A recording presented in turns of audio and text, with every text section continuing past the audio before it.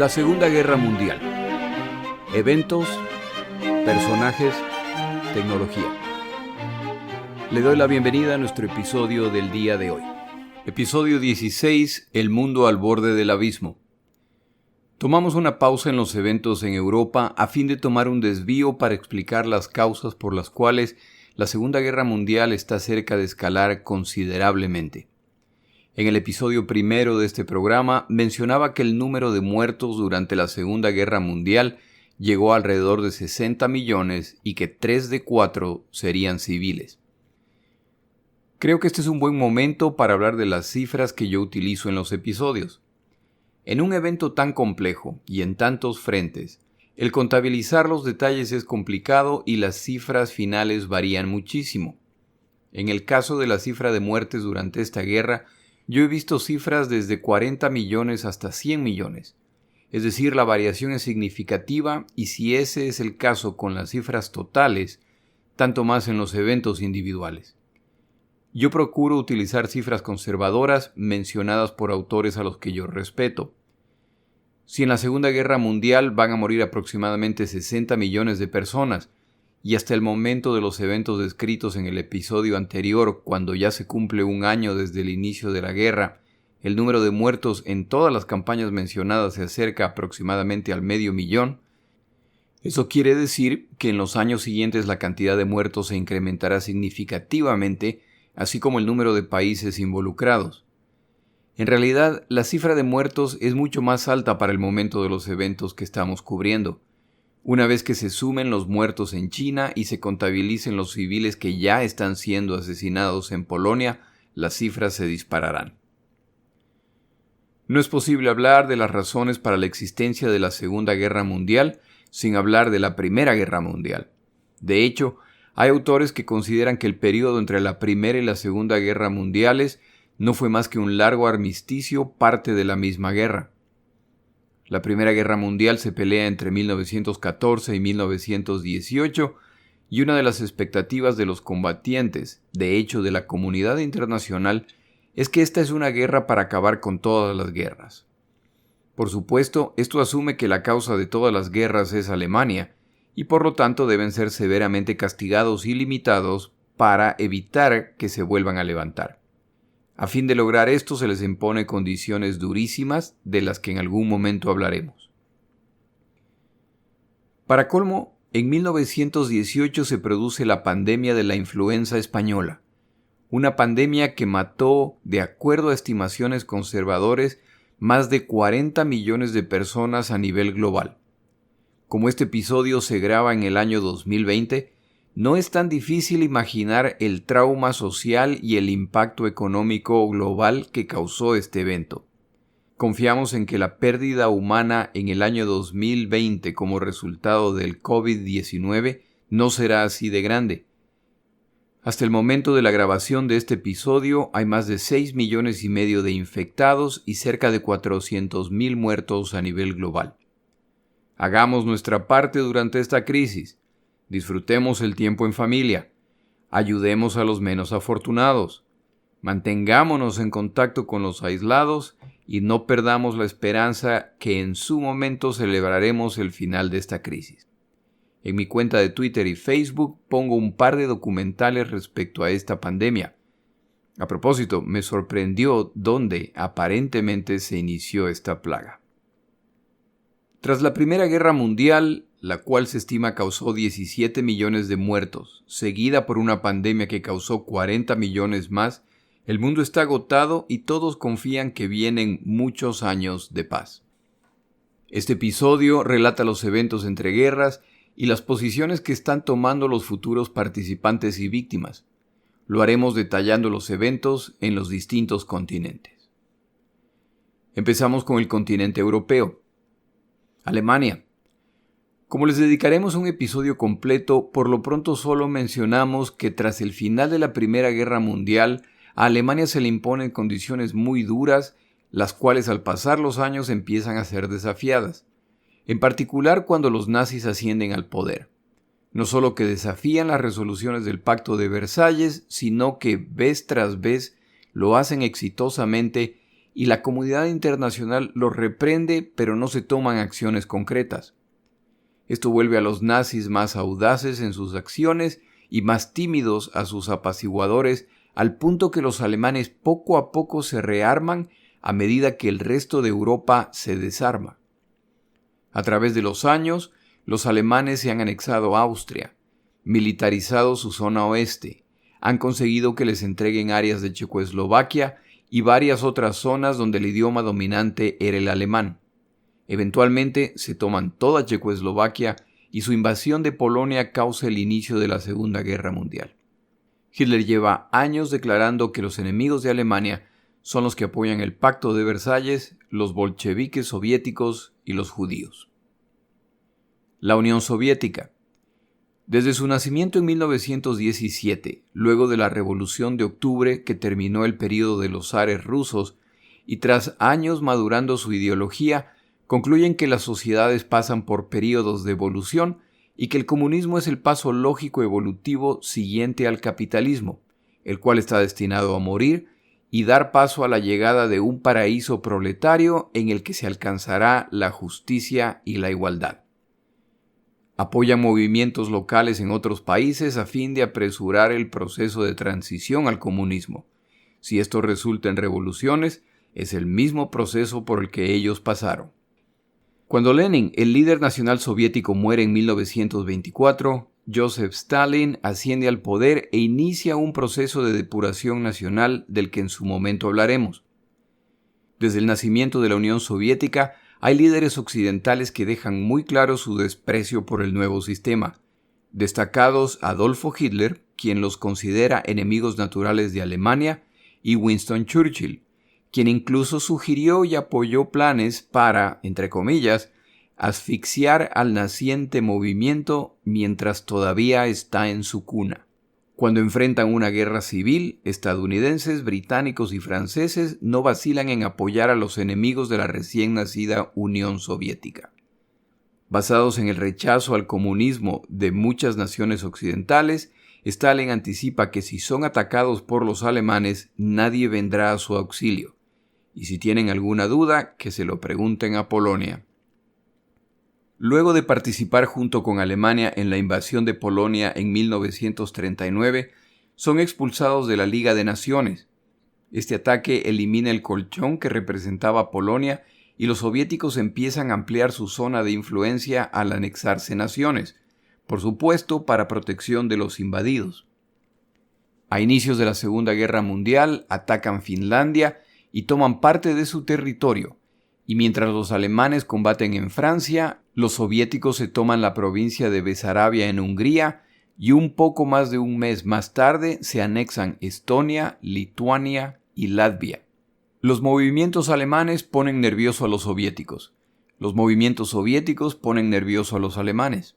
Las naciones de Europa del Este deben decidir entre alinearse con la Unión Soviética o Alemania, a riesgo de ser tomadas por la fuerza.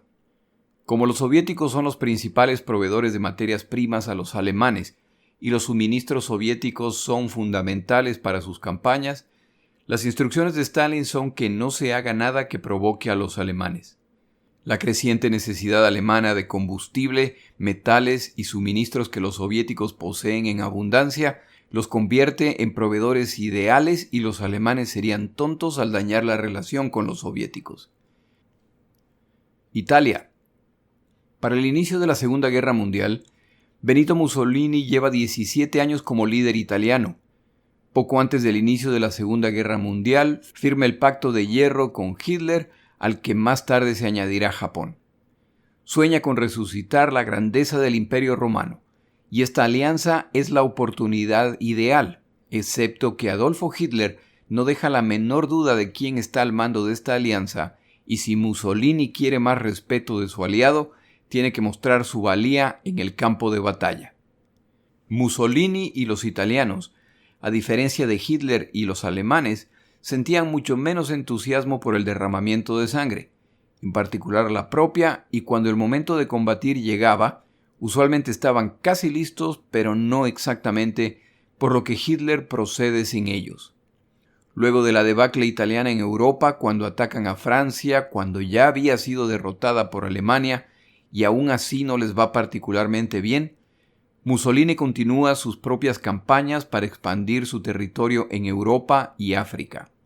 Los Balcanes y el norte de África ofrecen oportunidades interesantes y en vista de la grave situación de los británicos, han decidido posicionarse en África para adueñarse de las colonias británicas en este continente a fin de dominar el Mediterráneo, el cual, como explicaremos en los episodios siguientes, está a punto de volverse crítico para los británicos. Francia.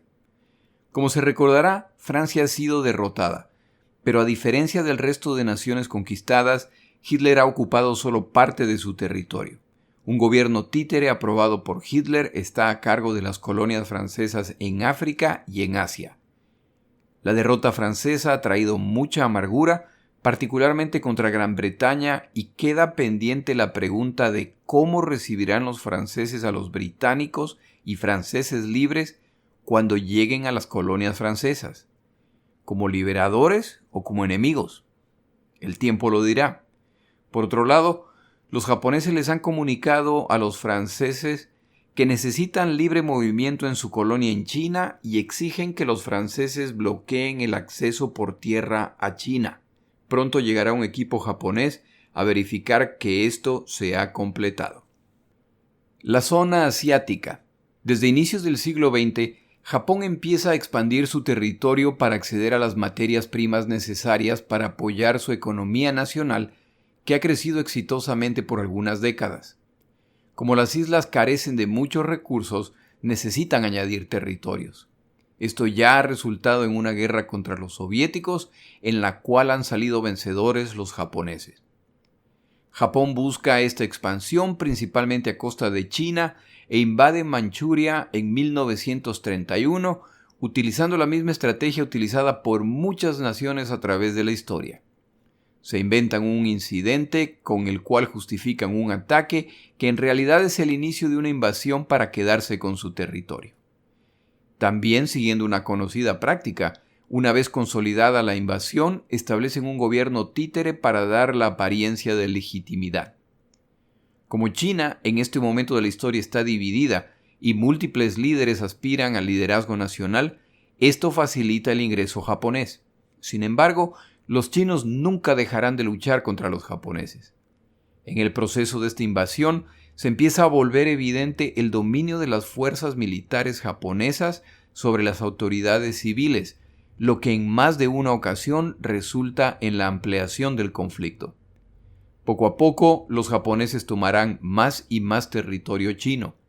El acceso a la riqueza natural de la zona reduce su dependencia de los Estados Unidos, su principal proveedor de recursos básicos. En 1932, la comunidad internacional, principalmente los europeos, ya que los estadounidenses han decidido autoexcluirse, a través de la Liga de Naciones rechazan las acciones japonesas en China.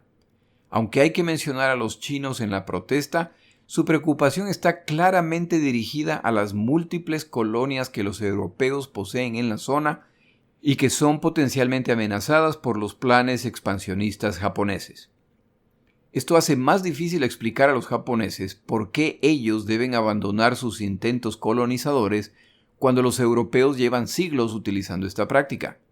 Incluso los Estados Unidos de América hace no muchos años han tomado posesión de las Filipinas, Guam y Hawái al derrotar a los españoles en una guerra. Al no poder llegar a un acuerdo o a la aceptación internacional de su conquista, Japón se retira de la ya agonizante Liga de Naciones.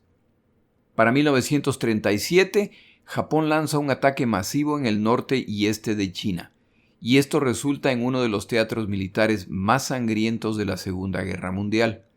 De hecho, hay historiadores que afirman que la Segunda Guerra Mundial empezó en realidad en 1932 con el ataque japonés a China. Esta zona añadirá millones de muertos al conteo final. La incapacidad de la Liga de Naciones de detener actos de agresión a nivel internacional se ha vuelto evidente, y esto no será ignorado por quienes buscan expandir su territorio o saldar viejas disputas. En su momento, los japoneses, italianos y alemanes formarán un eje conjunto para enfrentar amenazas a sus intereses. Nueva Zelanda, Australia e India participan en la Segunda Guerra Mundial desde el principio por ser parte de la Comunidad de Territorios Independientes británicos.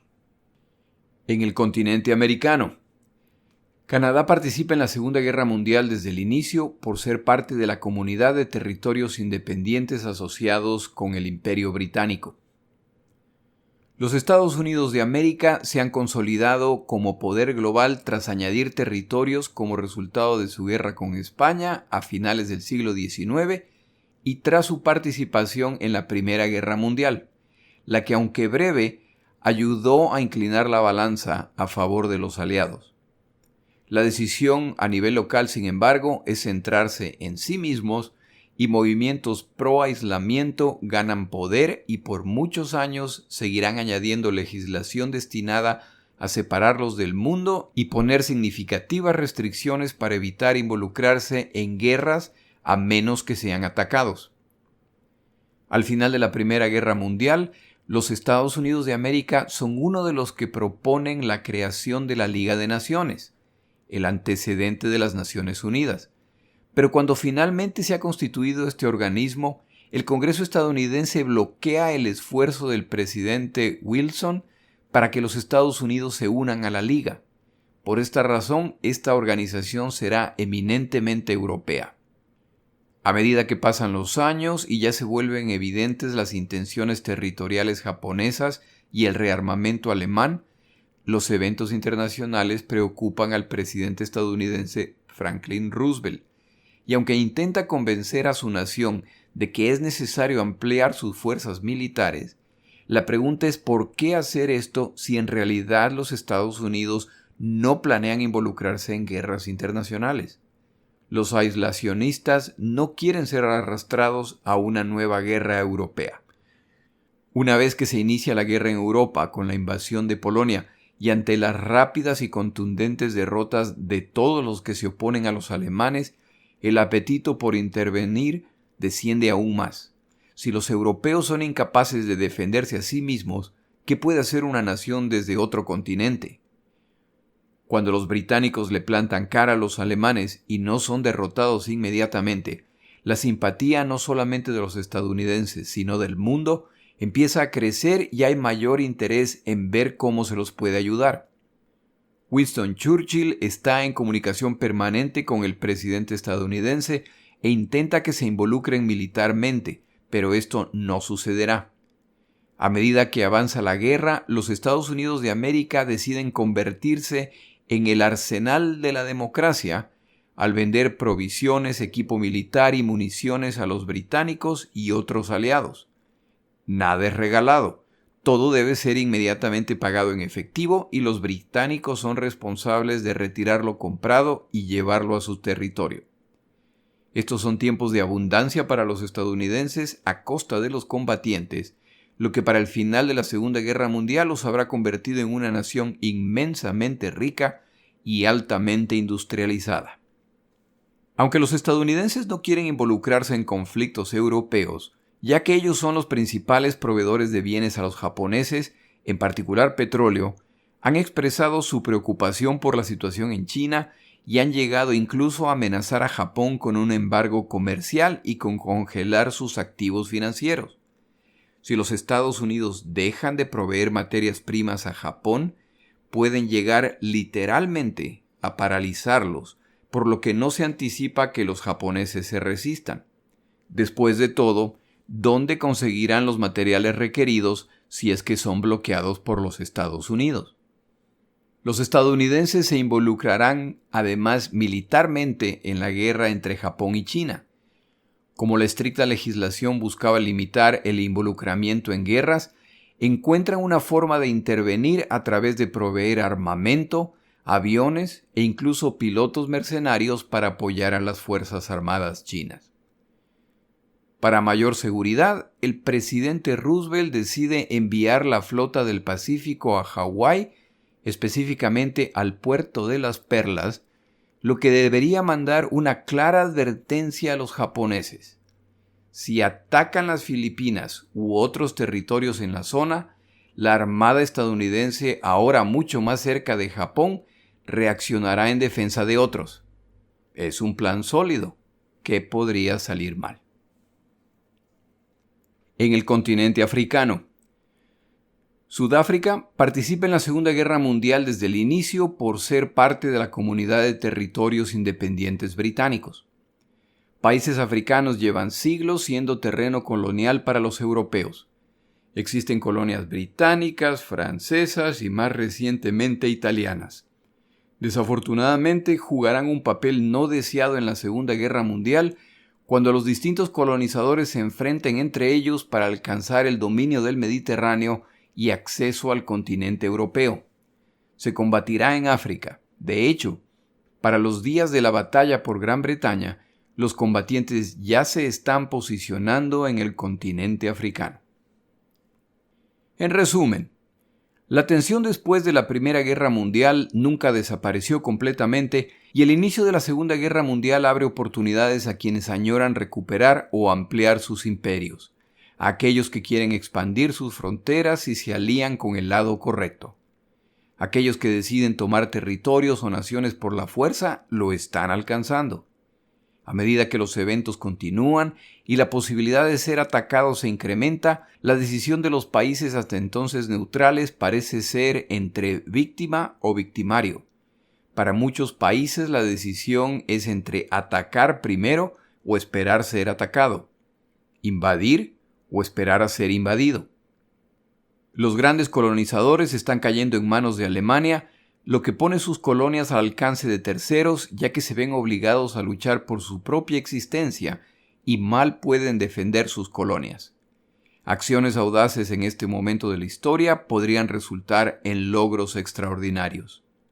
Las naciones que tenían la obligación legal o que sentían el impulso moral de enfrentar estas situaciones miran hacia el otro lado confiando que alguien más tomará una acción que impida este salto al vacío o que si se produce un desastre a ellos no los afectará. Los agresores toman la iniciativa. Los demasiado débiles o virtuosos para participar en los eventos pronto se verán involucrados contra su voluntad. Esta guerra a la larga se volverá respecto al petróleo. Mientras más se expanden los imperios, mientras más grandes las flotas aéreas o marítimas o las columnas blindadas, mayores los recursos para mantenerlos funcionando. Los territorios conquistados están ahora a cargo de los conquistadores, que tienen la obligación de sustentar a sus poblaciones. Yo invito a los oyentes a que busquen un mapa del planeta y noten las conexiones entre África y Europa, los Balcanes y el Mediterráneo, Asia y el Medio Oriente.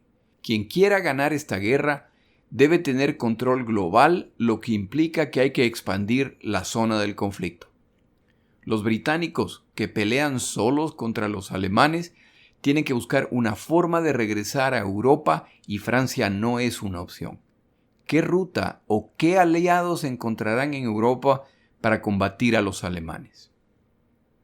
Utilizando el lenguaje religioso, los pecados de acción y los pecados de omisión están a punto de pasar la factura a agresores e indiferentes y muy pocas áreas del planeta podrán evitar ser parte de la destrucción que viene y las que no sufren el impacto directo de los combates sufrirán los resultados de la guerra más letal de la historia de la humanidad.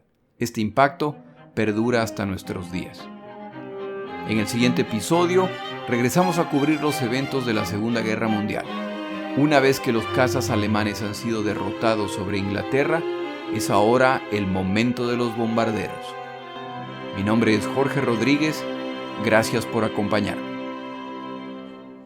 Para información adicional respecto a este episodio, las notas de este podcast, que incluyen la narración de este episodio, así como acceso a resúmenes, videos, documentales y materiales adicionales gratuitos disponibles en el Internet, por favor vaya a Amazon y busque el libro La Segunda Guerra Mundial, Eventos, Personajes, Tecnología.